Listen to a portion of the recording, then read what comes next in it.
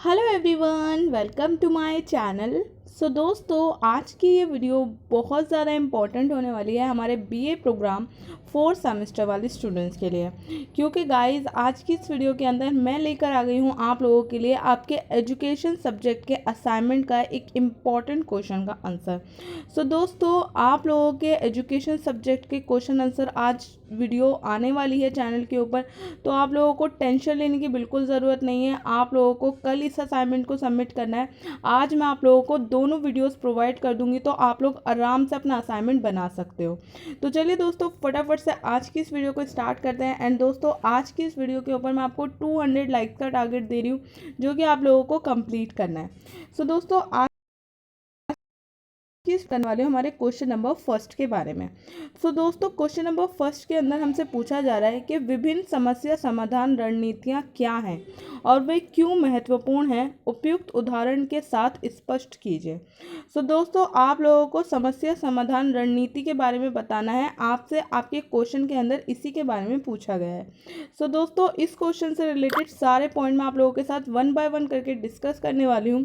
तो चलिए दोस्तों, फटाफट से 1 बाय 1 करके सारे पॉइंट को डिस्कस करना शुरू करते हैं। दोस्तों, हमारा जो सबसे पहला और इम्पोर्टेंट पॉइंट है वो है हमारा परिचय। तो दोस्तों, इस क्वेश्चन के आंसर में आप परिचय कुछ इस तरीके से देंगे कि समस्या समाधान सबसे महत्वपूर्ण प्रकार है, संज्ञात्मक प्रशिक्षण में से एक है जो अक्सर सीखने के दौरान होता है।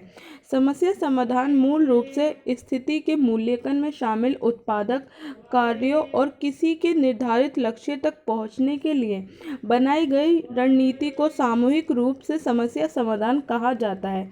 ये व्यक्तिगत उन्नति के साथ साथ समाज की उन्नति के लिए भी एक आवश्यक अभ्यास है। समस्या समाधान के अर्थ और प्रकृति को निम्नलिखित परिभाषाओं द्वारा और स्पष्ट किया गया है। अनीता वुल्फ के अनुसार समस्या के समाधान के नए समाधान तैयार हो रहे हैं जो पूर्व के विद्वान नियमों के सरल उपयोग के बाद लक्ष्य को प्राप्त कर सकते हैं। बेसिकली गाइस, समस्या समाधान की जो रणनीति के बारे में आपसे आपके क्वेश्चन के अंदर पूछा गया है। तो दोस्तों, समस्या समाधान की जो ये रणनीति है, ये एक बहुत महत्वपूर्ण संज्ञात्मक प्रशिक्षण है जो हमें सीखने के दौरान सिखाया जाता है, और इसको सीखना बहुत ज़रूरी है, क्योंकि ये स्थिति को मूल्यांकन करने में हमारी मदद करता है। यानी कि किस स्थिति में हमें किस तरीके से रिएक्ट करना है उसके बारे में, उसको हमारी समझ में बढ़ाने में मदद करता है। इसके अलावा जब भी हम हमारे किसी लक्ष्य को पाने के लिए कोई रणनीति बनाते हैं और उस रणनीति के बीच में जो समस्याओं का हमें सामना करना पड़ता है, तो समस्या समाधान की जो ये रणनीतियाँ हैं वो हमारी हेल्प करती हैं उस टाइम पे उस प्रॉब्लम को सॉल्व करने में।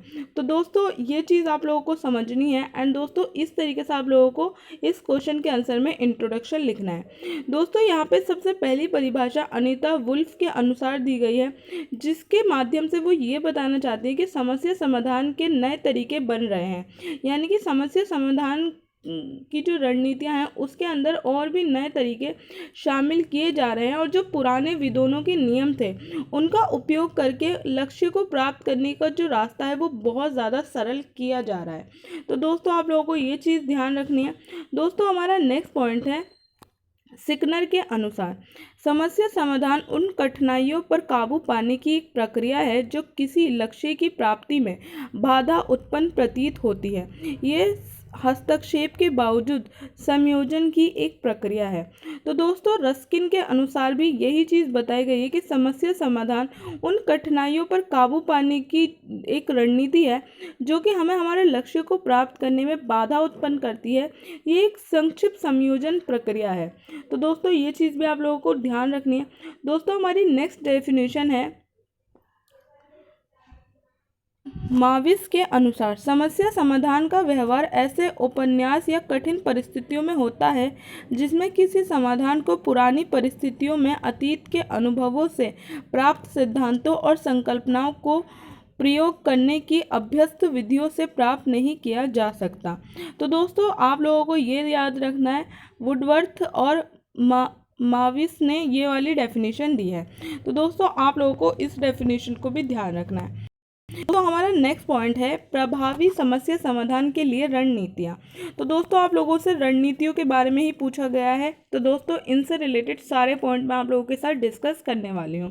दोस्तों हमारा सबसे पहला पॉइंट है अपने संबंधित अनुसंधान निष्कर्षों और दृष्टिकोणों के अनुसार मनोवैज्ञानिकों और शिक्षाविदों ने समस्या के प्रभावी समाधान के लिए कुछ विशेष रणनीतियों की सिफारिश की थी। उनमें से कुछ निम्नलिखित हैं। सबसे पहला है एल्गोरिदम।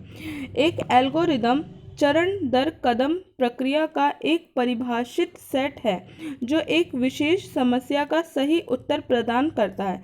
ये आमतौर पर डोमेन विशिष्ट है, अर्थात ये किसी विषय विशेष से जुड़ा हुआ है। एक समस्या को सुलझाने में यदि आप उपयुक्त एल्गोरिदम चुनते हैं और इसे ठीक से लागू करते हैं तो सही जवाब की गारंटी है। दोस्तों यहाँ पे विभिन्न तरीके बताए गए हैं, विभिन्न रणनीतियाँ बताई गई हैं समस्या समाधान के लिए।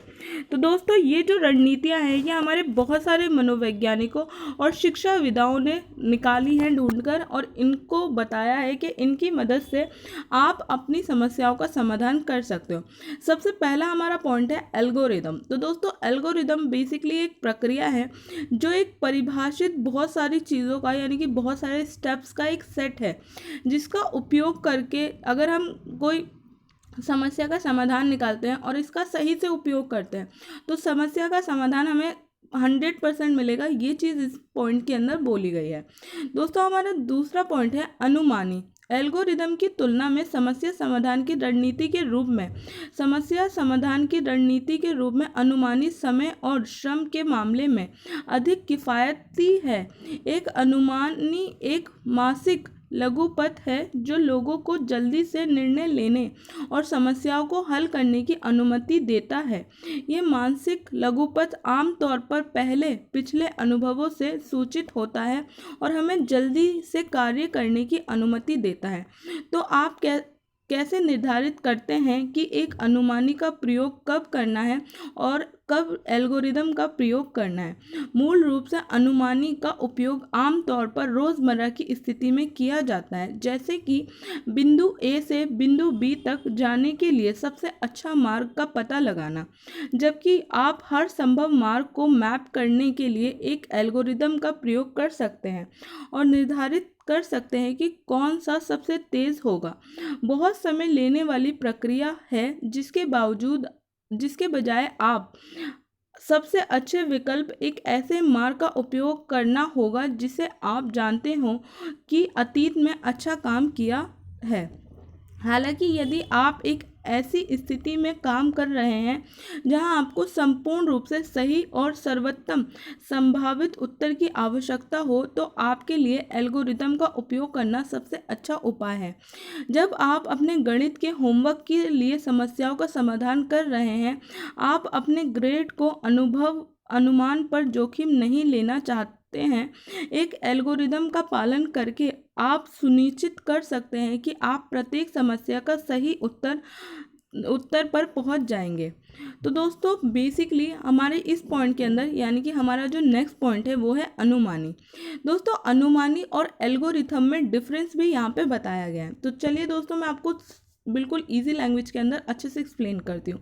बेसिकली दोस्तों एल्गोरिदम जो एक प्रक्रिया है वो एक बहुत जटिल प्रक्रिया है, लेकिन इसको जब हम यूज़ करते हैं तो इससे हमारी जो समस्या का हल है वो हमें गारंटी के साथ मिलेगा अगर हम इसका सही से प्रयोग करते हैं। उसी के कंपैरिजन में यहाँ पे अनुमानी के बारे में बताया गया है। अनुमानी जो है वो समय और श्रम के मामले में काफ़ी ज़्यादा किफ़ायती है। यानी कि अनुमानी रणनीति का प्रयोग जब हम करते हैं अपनी समस्या के समाधान के लिए तो ये बहुत कम टाइम लेती है और बहुत कम इसमें श्रम लगता है।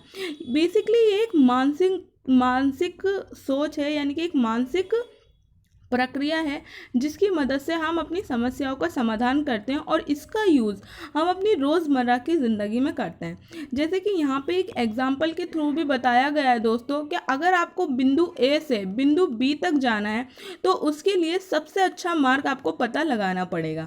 तो पता लगाने के लिए आप दो चीज़ों का यूज़ कर सकते हो, या तो आप एल्गोरिदम का यूज़ कर सकते हो या अनुमानी का यूज़ कर सकते हो।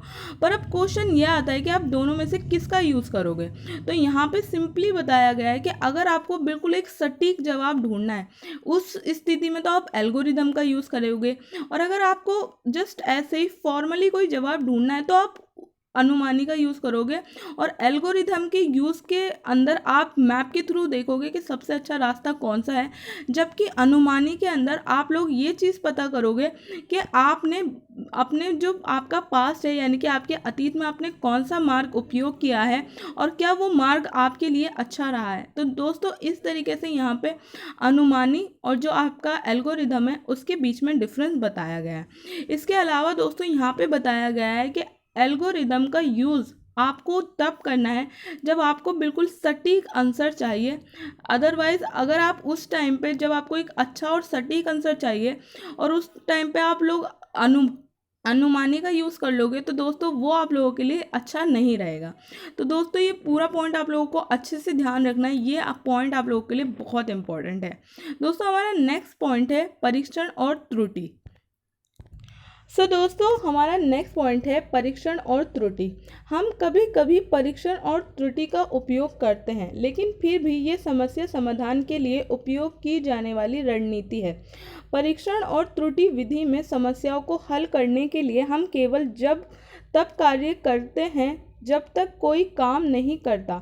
उदाहरण के लिए हताशा में एक शिक्षक अलग अलग पाठन सामग्री की कोशिश करके परीक्षण और त्रुटि दृष्टिकोण का उपयोग कर सकता है जब तक कि वह बेहतर पढ़ना शुरू ना कर दे। ये दृष्टिकोण प्रभावी हो सकता है, लेकिन ये उसे उन सामग्रियों के संपर्क में भी ला सकता है जो निराशाजनक साबित होती हैं और जिससे उसके पढ़ने की प्रगति धीमी हो जाती है। इसलिए परीक्षण और त्रुटि विश्वसनीय नहीं हैं और अक्सर प्रभावी नहीं होती हैं।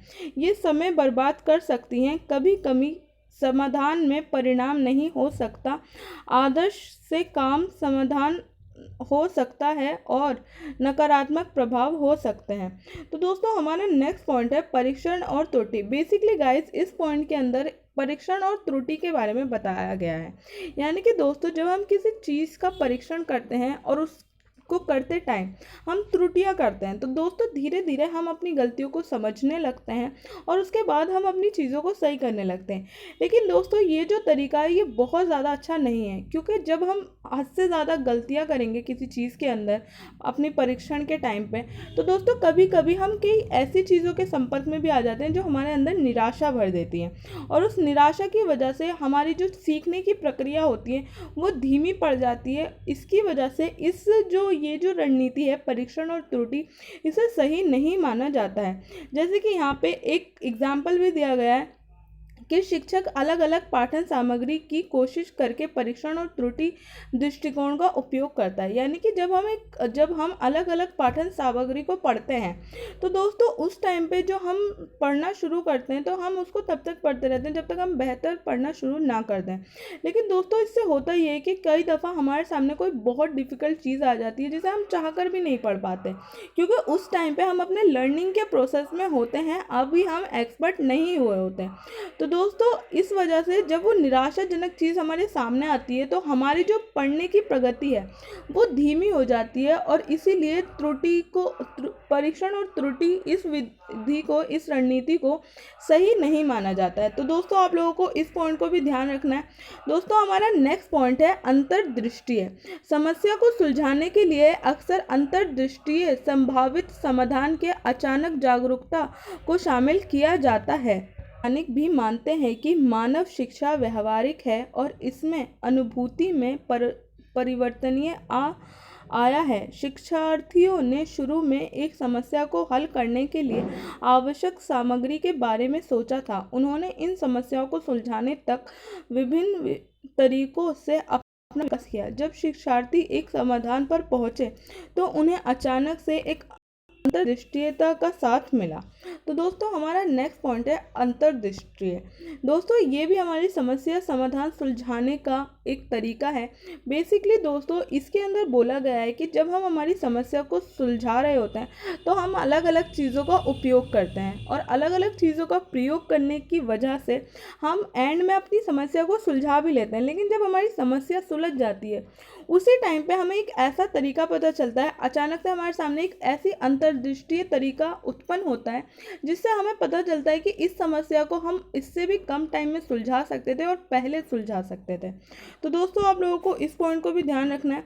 दोस्तों हमारा नेक्स्ट पॉइंट है सादृश्य मूलक तर्क। तो दोस्तों हमारा नेक्स्ट पॉइंट है सादृश्य मूलक तर्क, यानी कि दोस्तों इसके अंदर बताया गया है कि एक अन्य समस्या समाधान हल करने की प्रक्रिया के रूप में तर्क का प्रयोग करना होता है, जिसमें समस्या की स्थिति और परिचित स्थिति के बीच सादृश्य दिखाया जाता है।